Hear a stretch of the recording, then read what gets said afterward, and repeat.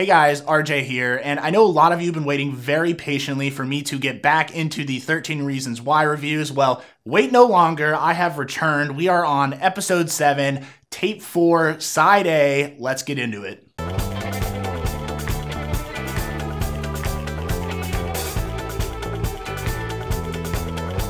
As is my usual line, if you have not seen episode 7 of 13 Reasons Why, please turn off this review, go watch it on Netflix, then come back here. This show is very spoiler-centric, and I don't want to ruin any of it. Episode 7, I am going to self-title this one, the one where Clay officially loses his mind, right? This episode definitely had a lot of ups, a lot of downs, and I mean, in a good way, it's not bad ups and downs, just like it sent you for a roller coaster ride of emotion, and I think that kind of ties into Clay as a main character, and we get him in this opening scene where his parents are, I'm sure every set of parents has ever done, arguing over making breakfast and stuff. They're just talking about their son Clay and how he's been acting so weird. And obviously the mom in this case is a lot more like, I know something's wrong with our son. And the dad's like, he's acting out. He's at that age, classic dad excuses. But yeah, the mom is on to something here. And I mean, I think it's pretty obvious that she's dead on this point. But yeah, so pretty much they're arguing in the kitchen and they end up, shouting about the fact that his friend Hannah Baker ended up killing herself. And, that he's been acting really weird ever since. And of course, Clay is there to witness his parents arguing. And I can't even imagine the effect. And like, he just stands there for that scene.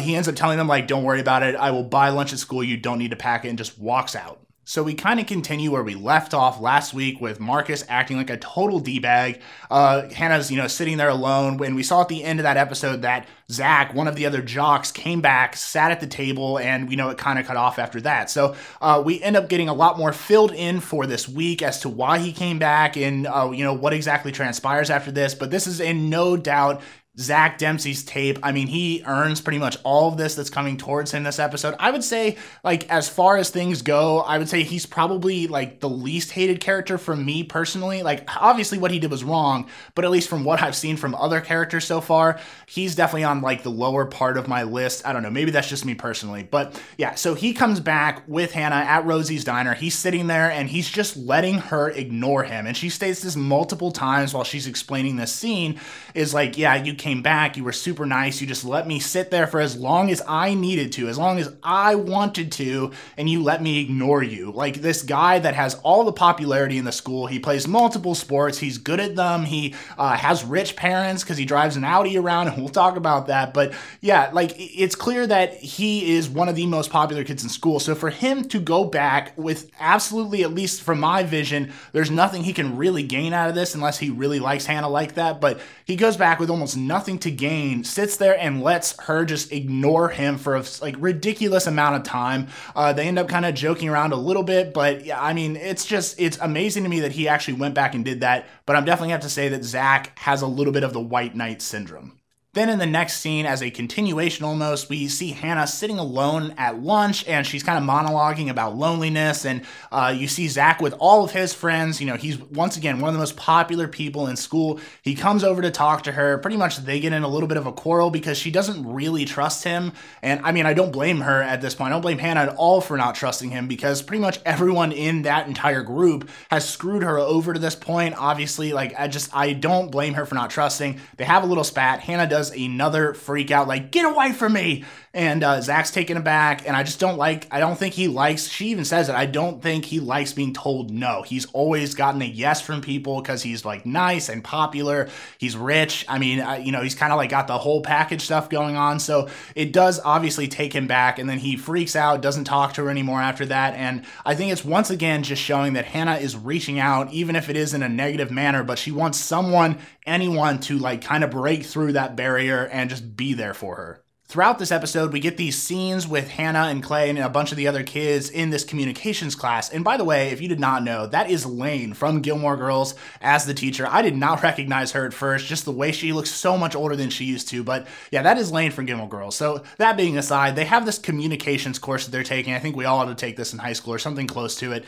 And throughout, they have these little baggies hanging that you can put compliments in. And this becomes a very cool, like, little plot factor throughout this episode. And pretty much all the kids are supposed to write anonymous, compliments and stuff to other people in the class.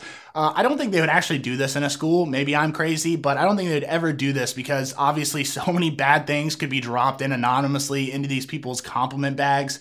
I think it's a really stupid idea. But anyways, pretty much everyone goes over and checks at the end of class or in the end of the week, and they, pull things out. Hannah keeps getting these, cute little cartoon bunnies, and we as the viewer know it's clearly Clay that is drawing the bunnies. They have a weird like eye contact thing, and pretty much her and Zach end up, like crossing eyes again as well while she's there, and this is when we run into trouble. So while Hannah is monologuing all these things about her loneliness, and she's just like hoping someone to reach out and talk to her, and she even talks about the Valentine's Day thing, saying like physical intimacy, like around that time, it's a huge deal just because like it makes you feel even more lonely. And so she got all, she was getting 1 or 2 compliments a week or whatever in this bag, and then all of a sudden they start disappearing. And I mean, since we're the viewer, we know who's taking them. We know whose tape this is. So like, it's, it's not a suspense driven thing. We know it's Zach. We end up, she ends up basically staying after one time, watching him take them from her bag. And I just like, why? Just like, why, Zach, man? Like, is this really worth the amount of effort you're putting in it? Look, I'm a lazy person at times, okay?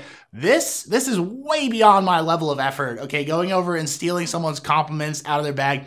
But whatever, he's clearly butthurt at the way that she treated him in the cafeteria, and he keeps taking them, and eventually this leads Hannah to write him a note about how lonely she is and how depressed she is, and like why he would be so mean as to take these things from her. This is something that like she really appreciates. And what ends up happening is he grabs the note out of her bag, ends up reading it, and then tosses it on the floor. At least that is what Hannah makes us believe, because pretty much he ends up not acknowledging that he read that letter at all. And yeah, I mean, pretty douche move on Zach's part. I don't understand why he went through all of this trouble to antagonize someone else when really nothing was terribly done wrong to him. One of the most important scenes, I think, at least so far in the show, happened in this episode. And it was with Clay in the gym, right? He's seeing all these people. He's seeing Chloe, Marcus, pretty much everyone that he's already seen like on the tape so far is at this game. And he's walking in, and you can just tell throughout this whole episode, Clay is starting to really lose it. Like, he is snapping between like hallucinations and reality constantly. He's like not hearing people what they're actually saying anymore. And like during this scene where he's at the basketball game, he's getting clearly like evil stares from pretty much everyone. And I mean, I don't blame them. They know that he's there and they don't know why. Like, what are you actually doing here? Like, what are you trying to accomplish? But pretty much Clay, I think, is just there to observe and be mad like at Zach and everyone else that's done these things to Hannah. And so yeah, he's there sitting, and obviously Zach Dempsey is like shooting bucket after bucket, which by the way, he has the most goofy shot I've ever seen. But yeah, he's been making buckets, and eventually this drives Clay mad. He gets a ball thrown at him, and then he kind of like snaps back. And we get this ridiculously creepy image of Hannah laying on the gym floor, wrists are cut. It's just, yeah, she's laying there in a white dress. It was like super creepy to me, and Clay is like officially realizing, I am losing my mind. I need to get the hell out of here. He bolts out of the gym after kind of being yelled at and stuff from the coaches and refs. And so he goes outside, and you can just tell he's like vehemently like breathing heavy, and he just goes up. I don't even think he thinks about it at all. He just goes up and keys oh my God, he just keys that Audi like crazy. I love that. I love that Sky comes over. And I think the conversation that Sky and Clay have in this scene is really important, actually, because Sky's like, hey, we used to be friends. What happened there? And Clay's kind of asking the same questions, and neither of them have an answer as to why they stopped being friends in the first place. I definitely think there are some similarities between the way that Hannah was acting and Sky is acting right now. I think she is kind of acting out, and I know that could also be part of her personality, but just the way that they're like hinting at her and the way that she interacts with Clay seems like she likes him. So I don't know. Maybe I'm reading too much into stuff, but yeah, I love the scene where Clay finally just destroys that Audi with the key on the side, and that leads us into our next scene. Clay's parents are clearly not happy with what he did.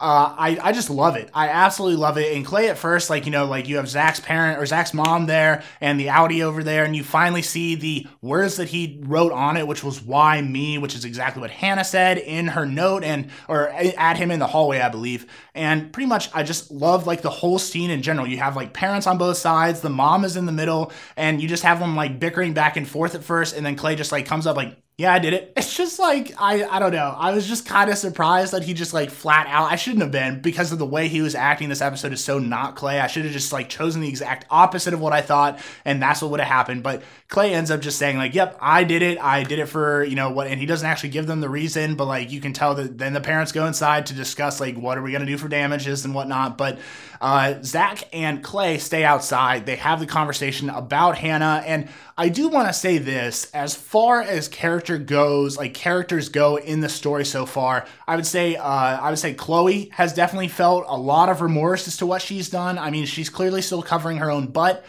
At the same time, I just think that she was very genuine when she was at Hannah's grave. And then on top of that, I think this scene with Clay, Zach is very, very genuine with Clay. He ends up saying that he didn't actually throw away the note, and Hannah lied about that. I find that very weird. Maybe Hannah just remembered it wrong. I'm not quite sure. But Clay never does open the note, and I don't know if like maybe it's a fake or something like that, but I feel like that would also be a ton of effort for Zach to go through when it doesn't really change anything in Clay's mind. So I am just curious about that. Clay never did actually read the letter. Is that the real one, or does he just like kind of let it go? Not really sure, but yeah, that scene in general, very powerful. You see Zach's emotion on his face, especially after Clay leaves. He's very close to crying, if not crying. I did love that scene in general. After Clay keys the car, Tony apparently feels it necessary to kind of step in and be like, dude, like, what are you doing?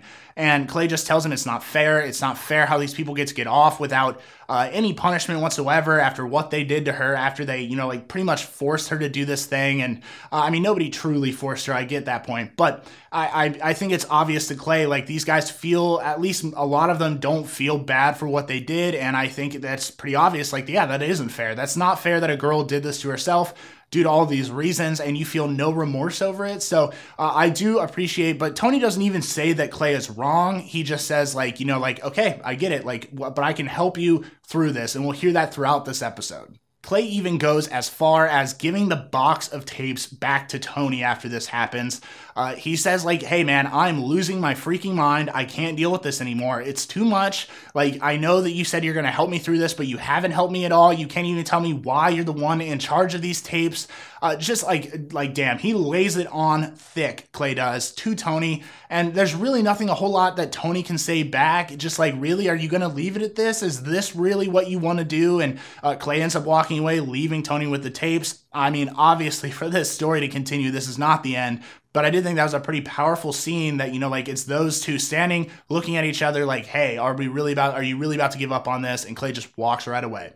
After that scene with Tony, I think it's only pushed further that Clay is pretty much ready to snap. He is hearing things through the loudspeaker at the school. He thinks he hears Hannah's tapes playing over, you know, you hear like Hannah do her introduction or whatever, and yeah, he's freaking out, and I don't blame him. He's like looking for answers everywhere, even this little communications paper that they're doing where he's like supposed to, you know, like sign like, hey, I would do this in this situation. He ends up saying like, why didn't you do more to help Hannah Baker? I'm just lazy. And yeah, that was like extra, like he's losing it. He's straight up like, this is his reality. Here's his hallucinations. They are pushed together. He is not like, he's not even close to 100% there. So we end up getting that Mr. Porter pulls him out of class, and this leads to our final scene, which was a mix, at least for me, of hilariousness and sadness. And I only say hilariousness because the lines that are delivered are very funny if you're not looking them in context because of why Clay is like kind of losing his mind. But he's asked by Mr. Porter, he's pulled out of communications class to help pretty much invite these international students that are new to the school, and he's like supposed to show them around as a tour guide.